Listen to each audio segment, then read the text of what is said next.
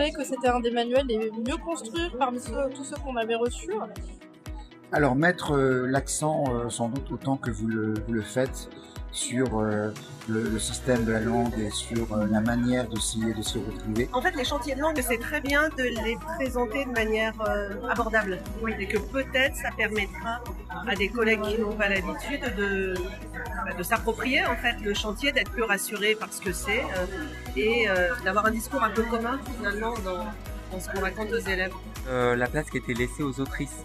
Il y a vraiment une attention qui est donnée à ça et ça c'est super. Même nous en tant que professeurs on peut découvrir et donc ça c'est super agréable.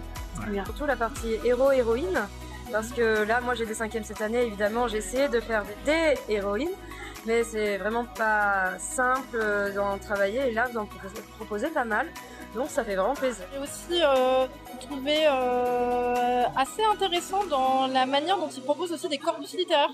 Ce que je disais, c'est que j'ai particulièrement apprécié, notamment dans la partie poésie, qu'on propose une anthologie de textes, pas forcément avec des questionnaires, mais vraiment comme ça, des poèmes bruts dans lesquels on peut piocher et qu'on peut nous-mêmes en fait ensuite didactiser, questionner à notre manière.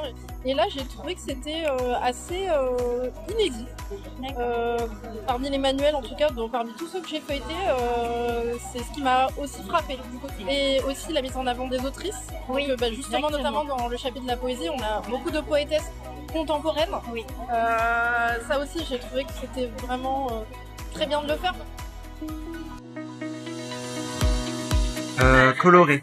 Parce que moi j'ai découvert les manuels de l'archipel l'année dernière et vraiment c'était ce qui m'avait frappé dès la couverture et même à l'intérieur et voilà c'est quand même agréable des manuels comme ça aussi colorés. Sinon imagé, plutôt peut-être parce qu'il y avait quand même pas mal de dessins quand j'ai pu feuilleter un petit peu, c'était vraiment très imagé et ça peut beaucoup aider pour les élèves aussi parce que le nombre de manuels où les dessins sont juste des vieilles peintures, sont vraiment sources. C'est vrai que là c'est quand même plus agréable quand on feuillette. Alors celui-ci est très attrayant. Je pense que moi c'est le côté didactique. Parmi tous les mots que je retiendrai, il y a sans doute le mot réflexion. Réflexion de l'enseignant qui va aussi pousser les élèves à réfléchir. Il faut essayer de les faire accoucher de ce qu'ils savent déjà, de construire avec eux quelque chose, de ne jamais séparer l'oral, l'écrit, la pratique de la langue. J'aurais dit langue, parce que c'est quand même la partie la plus passionnante et la plus particulièrement intéressante, je trouve, du manuel.